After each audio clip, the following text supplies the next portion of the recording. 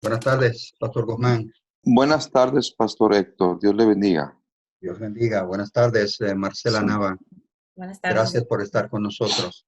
Gracias. Tenemos en esta tarde con nosotros a Marcela. Ella tiene una maestría en trabajo social y trabaja en la Universidad de Texas en Arlington y ha accedido a acompañarnos en este día para dialogar sobre la situación que nos está quejando con relación al COVID-19 y tratar de orientarnos tanto en el área que ella domina del trabajo social, en especial pues cómo esto puede estar afectando en nuestra pastoral, los miembros de nuestras iglesias, nuestras familias. Vamos a tomar un minuto para orar antes de comenzar. Oremos. Eterno Dios, te agradecemos la oportunidad que nos concedes a través de la tecnología, poder acercarnos unos a otros y animarnos Sí, Señor. a través de esta experiencia difícil que estamos viviendo como pueblo. Te damos gracias por los líderes que tú has levantado, así como nuestro ministro regional, así como nuestra pastoral, así como hermanos y hermanas como Marcela que han puesto su don, su talento y su experiencia al servicio de la iglesia, para que en este tiempo podamos ser orientados, educados, aconsejados Sí, de Señor. las mejores alternativas, posibilidades, dirección que podemos seguir en este tiempo. Permite Aleluya. que tu Espíritu Santo sea nuestro huésped de honor en esta conversación. En Jesús oramos. Yes. Amén. Amén. Amén, amén. Bienvenido, hermano Juan.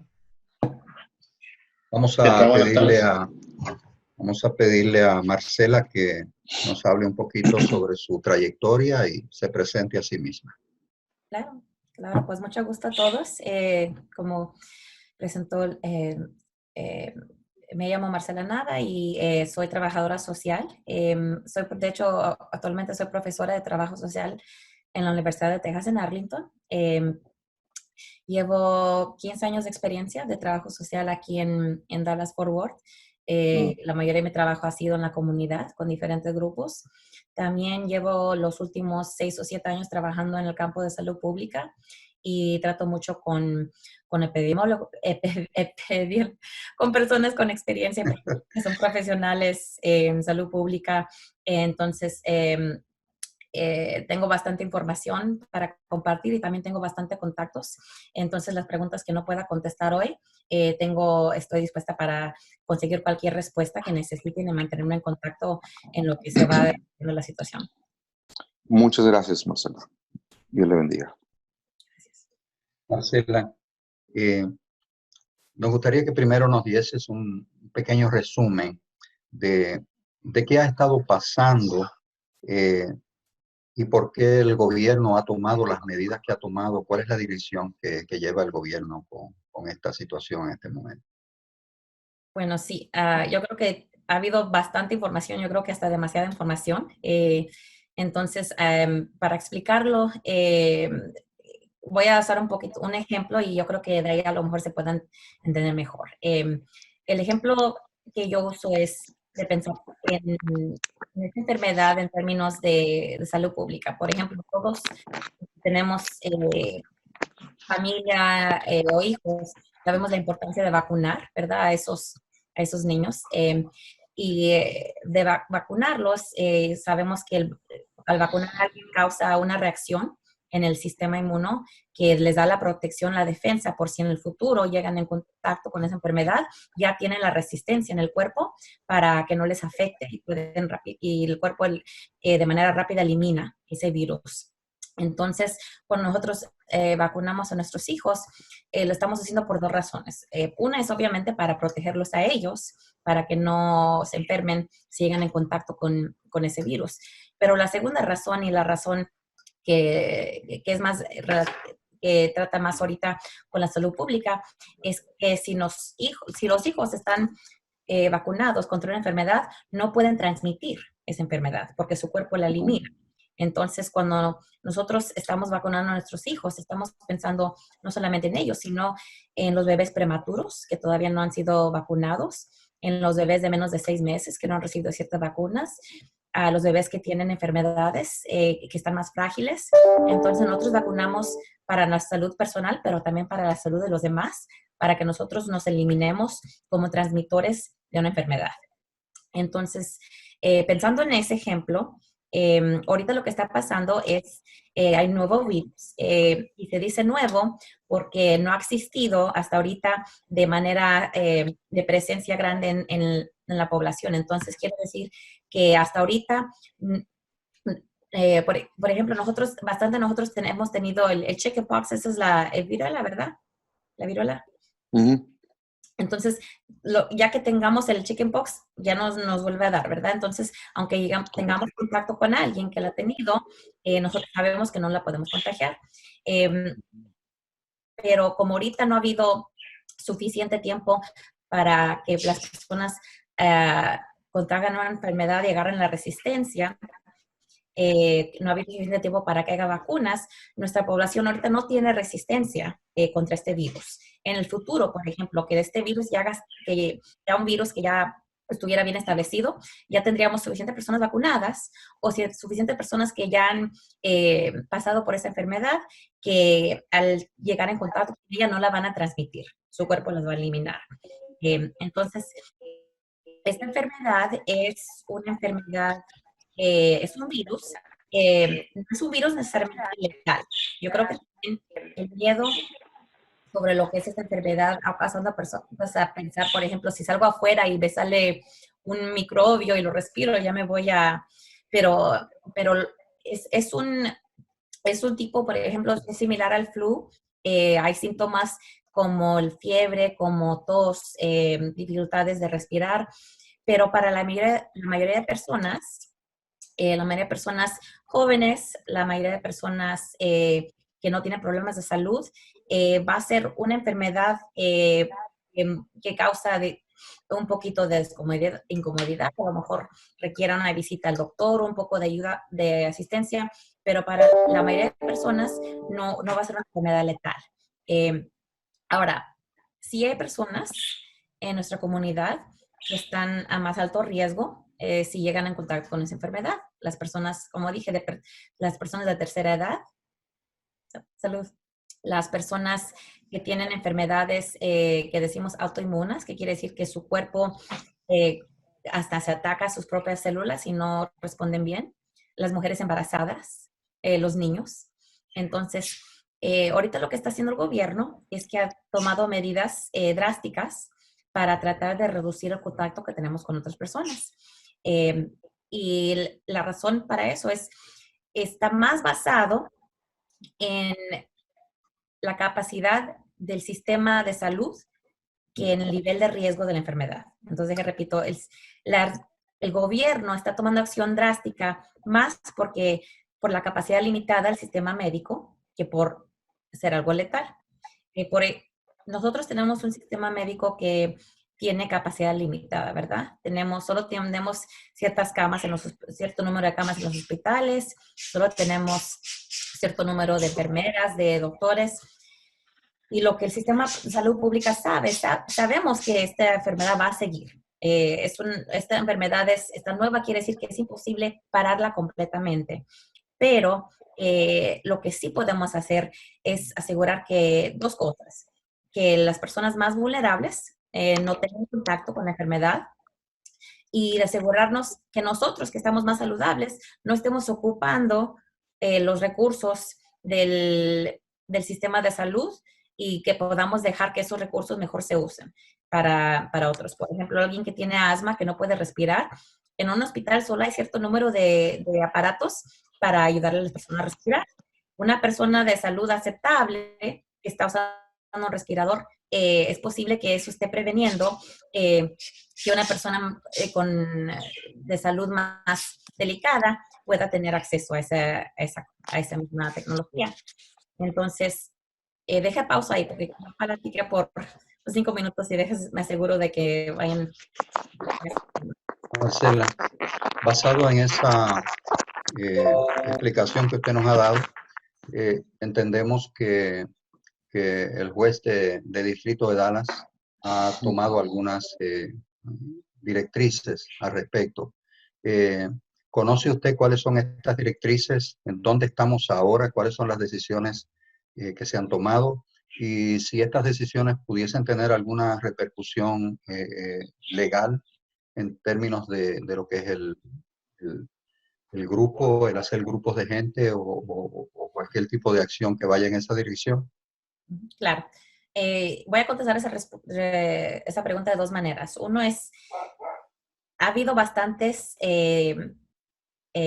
órdenes, no solamente en el condado Dallas, pero también en el condado Tarrant, en el estado, y esas órdenes van evolucionando, ¿verdad? Ahí a veces hay una orden, hasta ahorita las órdenes en general han sido de cerrar todos los negocios que no son, que no ofrecen servicios que se consideran esenciales. Entonces, las tiendas de ropa, los restaurantes, los bares, todos esos han recibido órdenes de cerrar o por los restaurantes de prevenir que la gente se pueda reunir en el restaurante, solo permitir que puedan recoger la comida. Todas esas acciones, aunque haya variación de ciudad a ciudad o condado a condado, tienen la misma lógica o están basadas en la misma lógica que viene de las recomendaciones del CDC, de la salud pública.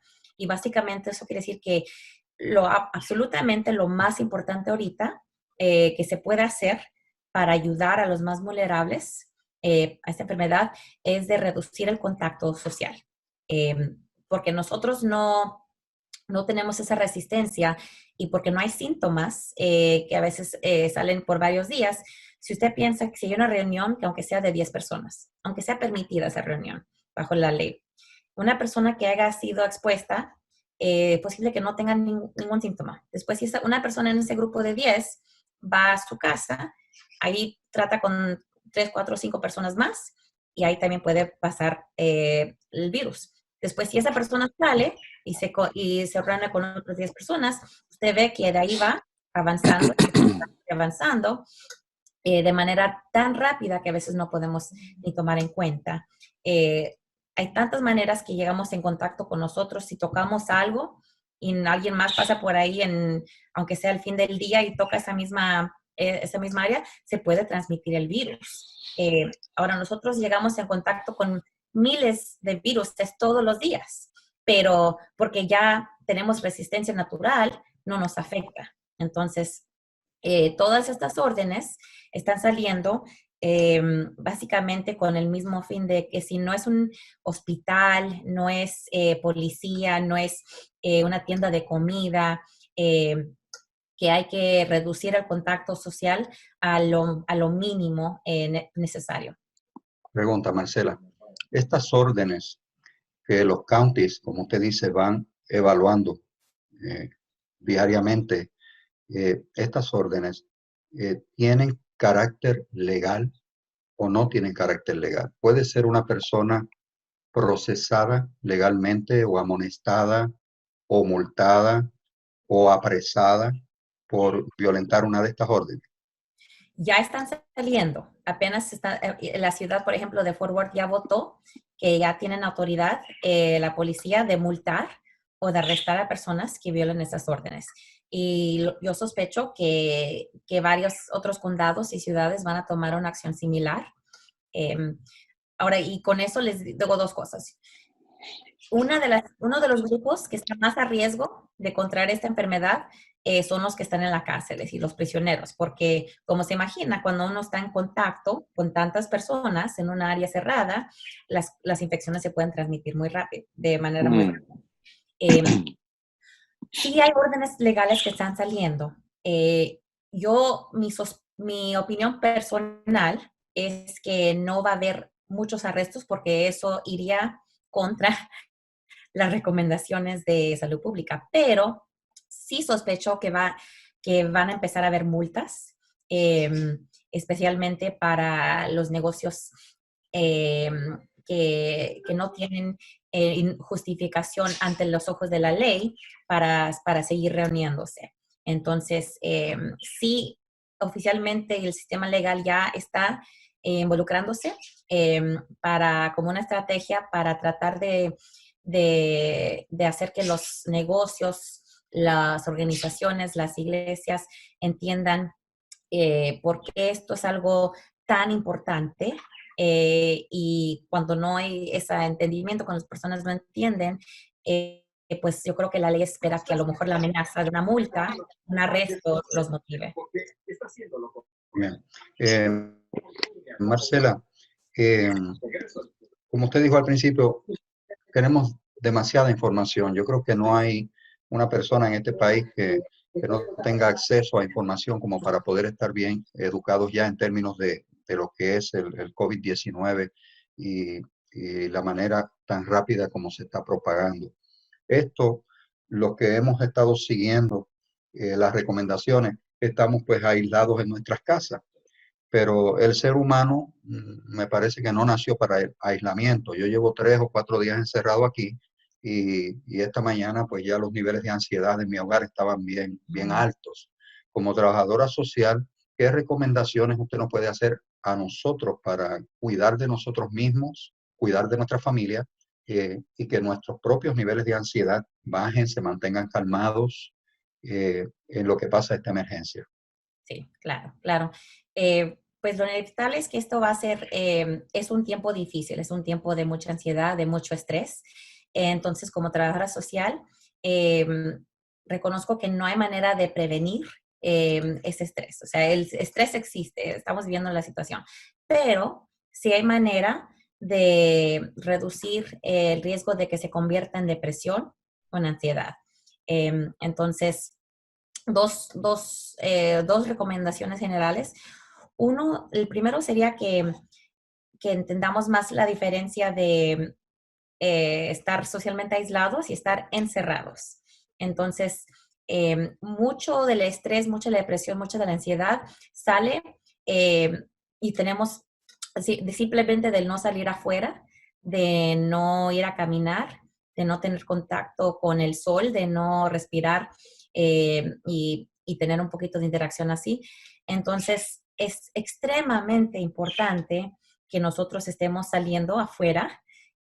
Aunque es una crisis nacional, no, yo creo que a veces sentimos, por ejemplo, que esos microbios están flotando en el aire y que si lo respiramos ya nos hicimos zombies o algo, pero no es así.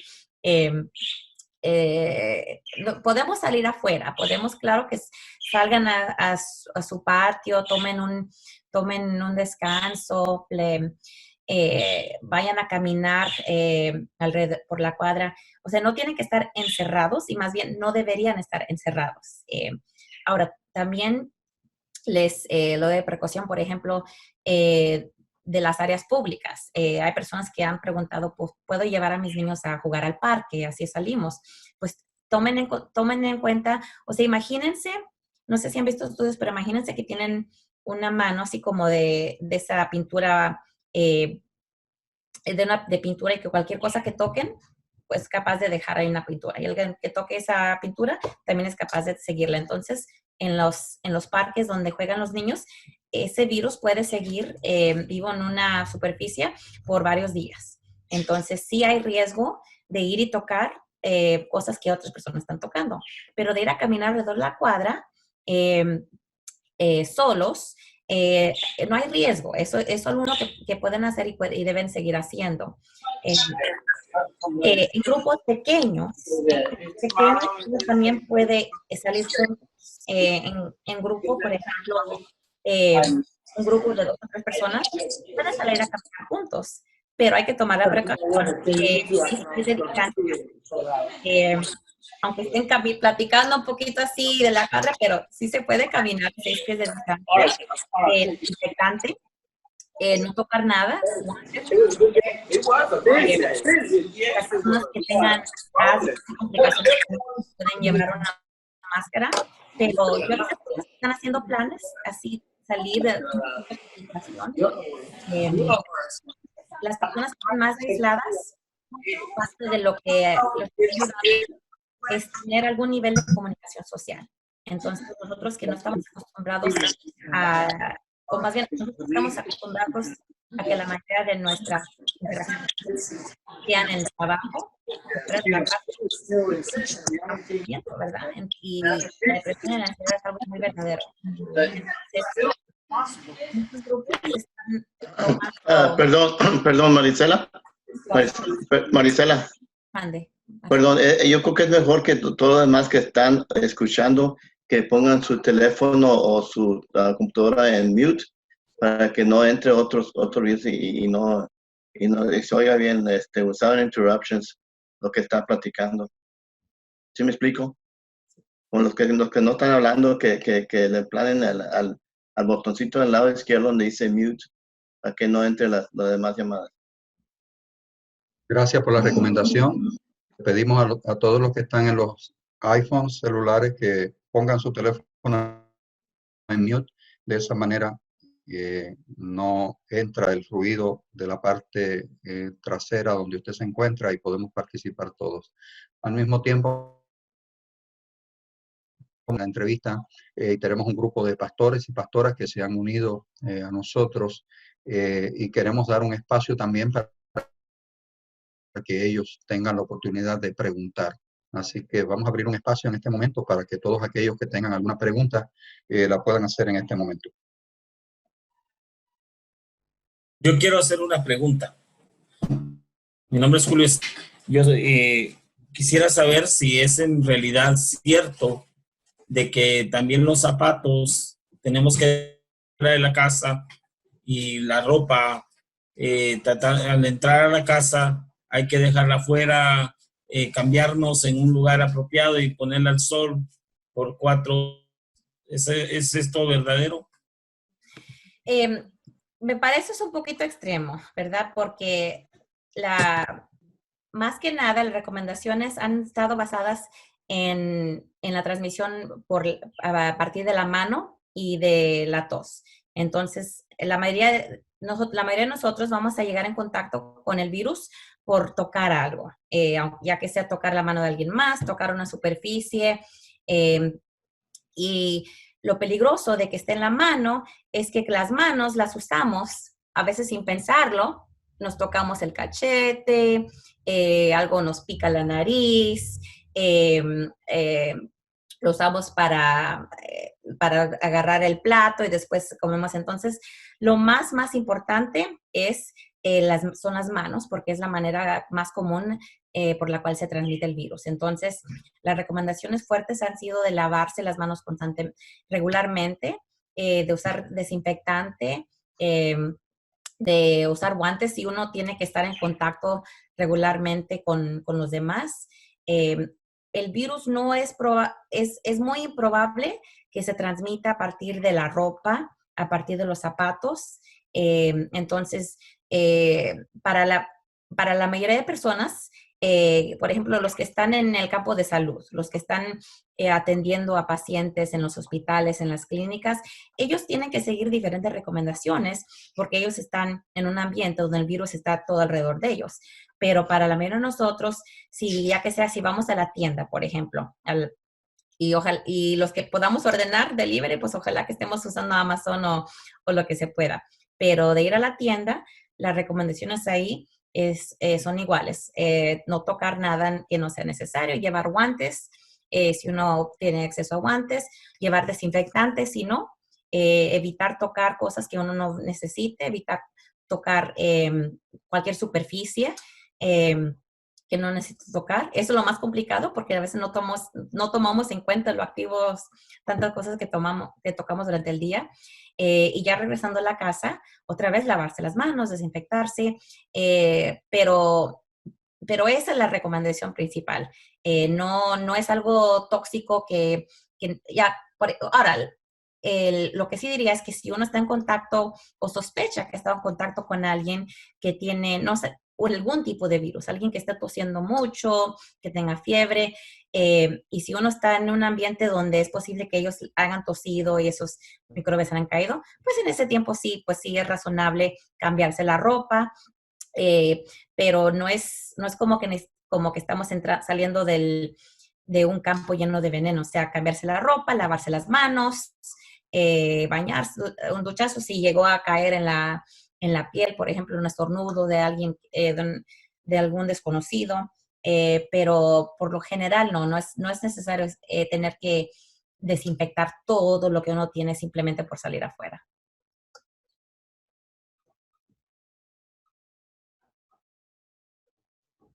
Gracias. Sí, por nada. Buenas tardes, Dios les bendiga. Buenas tardes. Saludos a todos los pastores, amigos. Pastor Héctor, gracias por hacer esta teleconferencia, o como se diga, informativa para nosotros los pastores. Yo tengo una preocupación. Hablando de las sanciones y de las multas que se pueden dar a las personas que están transitando y que tienen la necesidad de salir a trabajar. En nuestra iglesia hay personas que trabajan que tienen sus propias compañías como de aire acondicionado, de landscaping y de remodelación. En eso se cae incluso hasta de limpieza. Entonces, ¿qué riesgo corren mis hermanos que están laborando y saliendo a hacer su labor? Sí, pues buena pregunta. Pues la realidad es que sí hay un riesgo. Sí hay un riesgo. Y el riesgo viene por el hecho de que están llegando en contacto con otras personas y llegando en contacto con el ambiente en donde están esas personas. Entonces, unos que están yendo a la casa a trabajar, pues igual hay que tomar en cuenta que si son 10 personas que llegan a trabajar, esas 10 personas vienen de 10 diferentes casas, con 10 diferentes familias, y cada miembro de esa familia tiene su propio círculo de contactos. Entonces, sí hay riesgo. Sí hay riesgo. Entonces, las recomendaciones fuertes en algunos casos son recomendaciones, en otros casos ya se han convertido en ya órdenes legales, y como vemos, las órdenes legales van adaptándose cada día. Pero la recomendación es que si no es los negocios que no están ofreciendo un servicio que sea crítico en este tiempo, que cierren, o que de alguna manera hagan cambios para proteger a la salud de sus empleados. Gracias. Sí, mi pregunta es, ¿los pueden multar si están yendo a sus trabajos? Esa es una de mis preguntas que ya me la han hecho como pastor, ¿verdad? Sí, Desde ayer comenzando. Buena pregunta.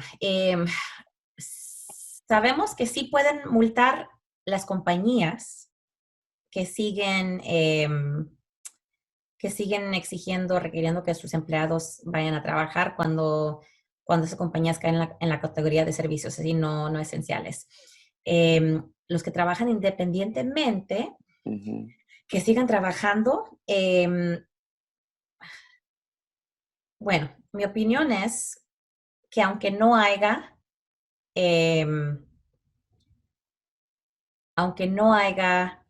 una multa legal, o en este momento, podría haber alguna consecuencia en el futuro.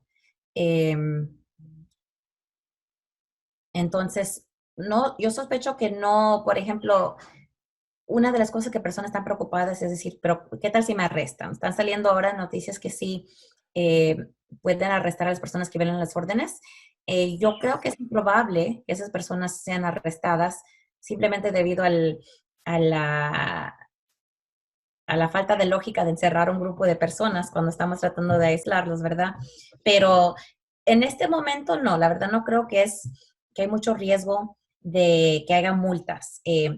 Pero sí les suplico que compartan con nosotros que aunque no haya multas, y aunque ellos se sientan saludables, es posible que ellos sean tan saludables que ellos solos puedan conquistar al virus si llegan en contacto con él, aún pueden transmitir ese virus. Entonces, o aún alguien que llega a la casa de alguien para pintar, por ejemplo, de pintar, si ellos han llegado en contacto con ese virus y no lo saben, pueden transmitir ese virus a esa casa y después pueden poner a riesgo a las personas en esa casa.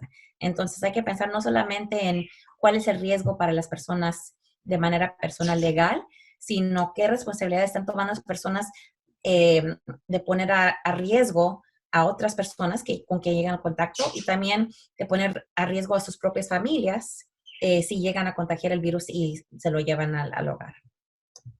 Claro.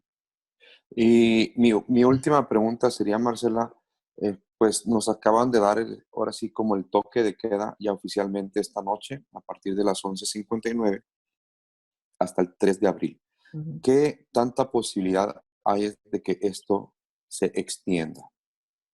No sé si... Bastante, Ok, bastante. ok. Sí, bastante, sí.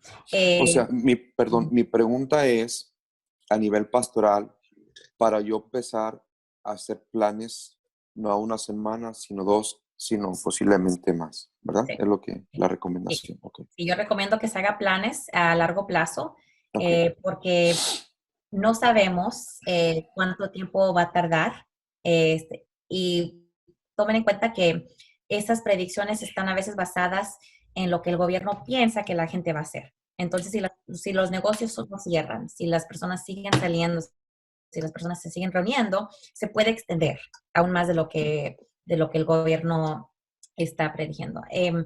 Entonces, sí, hay que adaptarse, empezar a hacer planes a largo plazo. Sí estoy viendo y cambia todos los días, pero que hay varias cosas que están saliendo para tratar de ayudar a las personas. He visto, por ejemplo, para las familias que están preocupados de cómo educar a sus hijos, ya que sus hijos no están en la escuela. Están saliendo varios programas de educación que se basan completamente en Internet. Hay compañías de Internet que están ofreciendo servicio gratis a las familias que no lo tienen. Están ofreciendo algunos recursos, libros, programas de televisión gratis, programas así como este para tener, por ejemplo, reuniones virtuales para todavía poder seguir, aunque sean grupos pequeños. Estoy viendo también personas que están de manera voluntaria también haciendo estas reuniones con las personas en su alrededor pues para desahogarse, para poder tener comunicación. El desahogo es algo extremadamente importante ahorita, entonces poder incorporar esas oportunidades para que las personas sigan en contacto, sigan en comunicación. Estaba compartiendo hace rato que una de las cosas que también estoy viendo, hay muchas personas que estaban ya bastante aisladas antes de esta crisis. Por ejemplo, no sé si conocen a la organización Meals on Wheels, que ellos tienen voluntarios que van a los hogares para compartir comida con las personas que no pueden salir de la casa por discapacidades o por su edad. Usted piensa en esas personas que dependían antes de un voluntario, que a veces era la única persona, el único contacto que tenían todo el día, que ahora están solos. Entonces, hay personas que están ofreciéndose de ir y sentarse a unos 6, 8 pies de la puerta, pero ahí se sienten y de distancia tienen una conversación, se saludan, tienen esa interacción social y ese tiene beneficio positivo no solamente para esa persona que está encerrada, sino uno también, tanto estrés que tenemos en este momento, tantas cosas que nos está pasando, que a veces el tener una oportunidad de ir a ayudar a alguien más puede ayudarnos a nosotros para apreciar y dar gracias por el hecho de que nosotros sí tenemos esa salud, sí tenemos la capacidad de ir y caminar a la casa del vecino y otros no tienen esa capacidad. Entonces, es tiempo sí de mucha creatividad, de mucha innovación, pero sí, en resumen, sí, es tiempo de planear a largo plazo, sí. con la esperanza de que no se Sí. requiera tanto plan, ¿verdad? Mi última pregunta. Yo creo que la mayoría de nosotros nos consideramos como pastores de personas inmigrantes. Ujú. Ah, me imagino yo, esto es en mi caso, pero ¿dónde se pueden conseguir recursos donde a nuestra comunidad no se les pida identificación, pasaporte y donde ellos puedan realmente sentirse Sí. confiados para llegar? ¿Sabemos de algunos recursos donde haya comida o no, o sea, otros recursos? Sí, esa pregunta está complicada, ¿verdad? Porque aún en tiempos que no son de crisis, a veces batallamos como trabajadores sociales para encontrar esos recursos. Creo que parece que Andy compartió, sí, hay una, he visto que ya están, los grupos están tratando de coordinar una lista de recursos para compartir con las personas, particularmente para los inmigrantes, para que tengan más conocimiento. Sí hay servicios que no requieren papeles para servicios básicos como comida, asistencia de renta, etcétera. Entonces, lo que yo recomendaría para personas que necesitan acceso para un recurso básico, como eso, es de llamar el 211. El 211 conecta a uno a especialistas que saben los recursos en la área y pueden explicar los requisitos para calificar para esos servicios. Entonces uno puede llamar y preguntar, por ejemplo, dónde están los lugares que están dando comida cerca de mí, dónde están los lugares que a lo mejor están dando ayuda con ropa, y uno puede decir, y uno no tiene que llamar necesariamente y decir, no tengo papeles o soy inmigrante, simplemente decir cuáles son los requisitos, y ya ahí pueden también agarrar la información para eso. Nosotros como personas en la comunidad, ya que seamos trabajadores sociales o pastores, también podemos hacer conexiones así con las personas. Entonces, una de las cosas que yo veo bastante es que cuando las personas que podemos, por ejemplo, capacitar a personas para que sean el punto de contacto para ese tipo de información y así ayudar a las personas para compartir eso. Y a veces de coordinar entre grupos. Yo he estado viendo también bastante personas que dicen, yo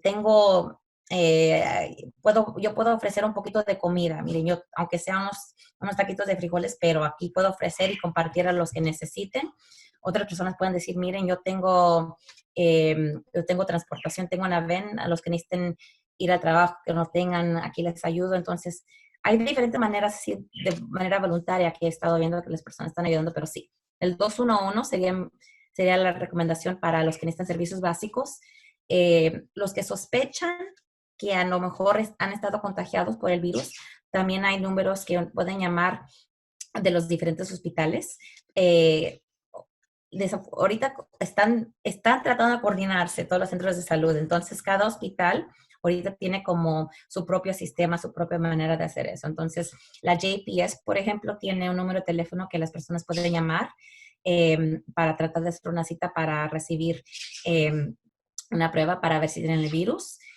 Otros hospitales están estableciéndose, por ejemplo, ciertos parqueaderos, ofreciendo entonces esa información está disponible en la página de Tarrant County Public Health, y en eso sí uno puede compartir esos números de teléfono para las personas que quieren saber si han estado contagiados. Gracias, Marcela. ¿Algún otro pastor, pastora con alguna otra pregunta, por favor?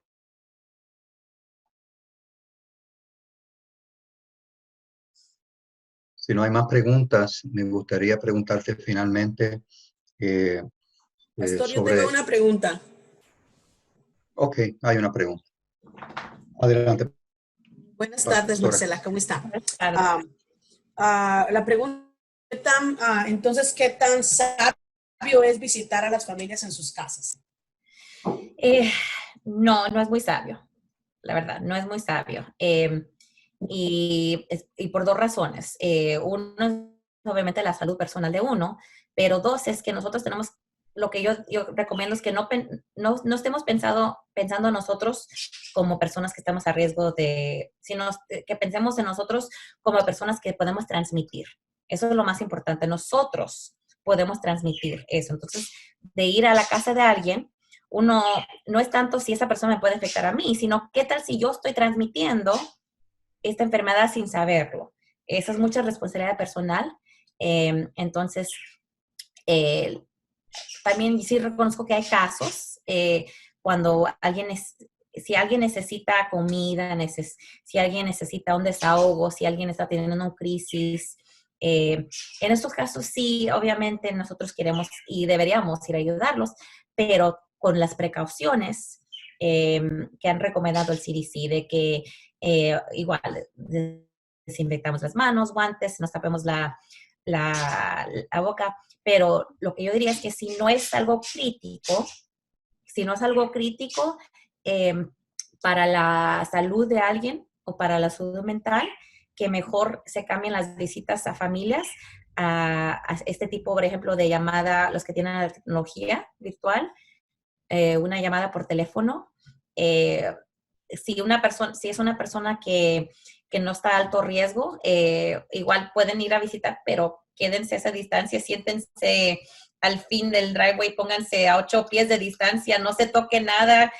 O sea, sí es posible hacerlo, pero lo que yo les voy a recomendar es que en vez de pensar qué es lo que se me permite hacer y deja algo todo dentro de lo que está permitido, mejor piensen qué es todo lo que yo puedo hacer personalmente para prevenir la transmisión de esta enfermedad. Entonces, yo creo que es un caso más de responsabilidad personal y tomando esa responsabilidad más que pensando en cómo seguir con lo que ya estábamos haciendo.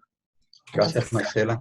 Nos quedan 3 minutos del tiempo que habíamos destinado a la entrevista y nos gustaría que nos hablaras algo, considerando que el estar enclaustrados, encerrados en una casa, especialmente para personas adultas, mayores, enfermas, esto afecta definitivo las emociones.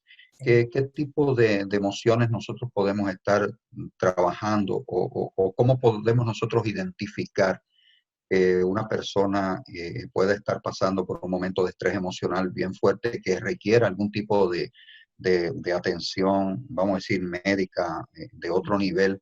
¿Qué usted nos puede hablar sobre la salud mental? Sí, no. La salud mental ahorita nos está afectando todo, ¿verdad? Yo de trabajadora social, yo a veces también me tengo que desahogar y me pongo a llorar y gritar también por el estrés de lo que está pasando. Entonces es algo que nos afecta a todos. Entonces las recomendaciones que yo creo que sabemos las recomendaciones básicas que necesitamos hacer: caminar, salir, tomar un descanso, pero mantenernos en contacto con las personas es algo tan importante. Un mensaje, una llamada, simplemente de cómo estás, cómo te sientes.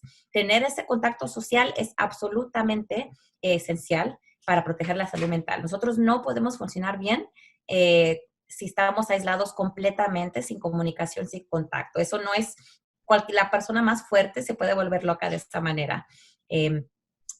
Sí ahora hay personas que están más vulnerables, hay personas que ya padecen, por ejemplo, de depresión, que ya padecen de ansiedad, y esto es posible que también los lleve a un nivel de crisis. Entonces, hay muchos servicios que ahorita están, y también puedo compartir toda esa información después. Por ejemplo, MHMR tiene un servicio que ellos pueden mandar a las personas que están a riesgo, por ejemplo, de lastimarse, que estén platicando por ejemplo, de cosas como el suicidio. Pueden ir y visitarlos en el hogar y en ese momento darles algún tipo de ayuda, de ofrecerles algún tipo de asistencia. Entonces, sí hay servicios, si llega ese momento de crisis, que podemos accesar en la comunidad, pero más que nada yo creo que es importante las dos cosas para prevenir que llegue al extremo. Y simplemente eso es de la creación de rutinas y mantenerse en contacto social de cualquier manera posible, mientras se estén respetando las regulaciones. Y entonces sean creativos. Yo creo que tenemos diferentes maneras de desahogarnos. Yo conozco personas que se llaman por teléfono y sí, con lo que están cocinando, y ahí le dejan, aunque no se miren, aunque no digan nada, ahí están cocinando juntos. Se ponen a ver una película que está saliendo y ahí, sin decir nada, por 1 hora, pero como que estuvieran, a lo menos un poquito, como que estuvieran sentados con alguien más. Un mensaje de buenos días y un mensaje de buenas noches puede cambiar todo el día de alguien más, porque al despertar, la primera cosa que sienten es: yo le importo a alguien. Le importo a alguien, y al dormir piensan: mi descanso también le importa a alguien. Entonces, yo creo que también esa responsabilidad personal es que yo creo que todos podemos escoger en nuestro alrededor unas 2 o 3 personas con que podamos estar manteniendo esa comunicación y simplemente tomar esa responsabilidad de darnos esa cooperación.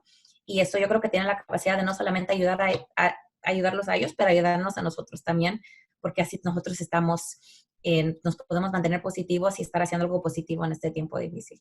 Gracias, Marcela. Y entonces, mirando al futuro, ¿para qué nos tenemos que preparar? Buena pregunta. Yo creo que todos nos estamos preguntando eso. Las cosas que yo recomendaría que preparación, sigan adaptando, haciendo planes a largo plazo.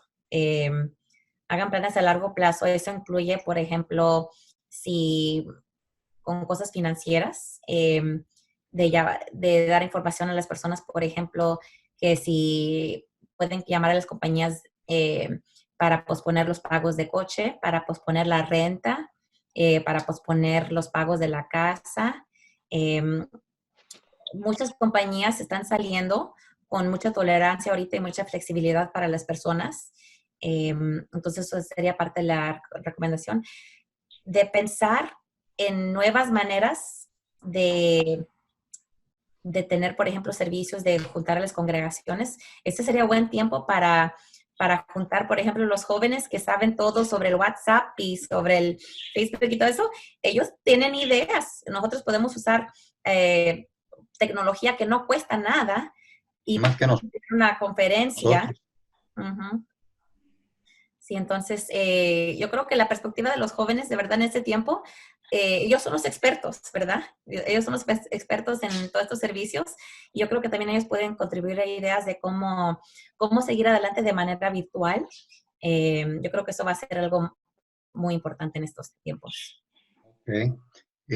Vamos a concluir nuestra conferencia. Estamos en diálogo con el ministro regional Andy para que podamos mantenernos conectados con una reunión de estas de Zoom todas las semanas durante el tiempo que dure la crisis. Semanalmente nos estaremos comunicando y de aquí pues también nace una recomendación y una idea y trataremos de trabajar con ella para establecer algún tipo de cadena de comunicación entre la pastoral también para apoyarnos unos a otros y que no nos sentamos solos en este proceso.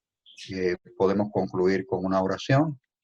Eterno Dios, Padre de toda bondad, de todo amor, de toda misericordia, gracias por la oportunidad que nos has dado de poder compartir en esta hora a través de este sistema tecnológico. Gracias por Marcela, que ha ofrecido su experiencia, su capacidad, su talento para compartir con nosotros en este momento, trayéndonos información importante y vital para el tiempo que estamos viviendo. Te pedimos que como siervos y siervas, como líderes de tu iglesia, tú nos des la inteligencia y la sabiduría espiritual para nosotros poder tomar las mejores decisiones en el mejor momento.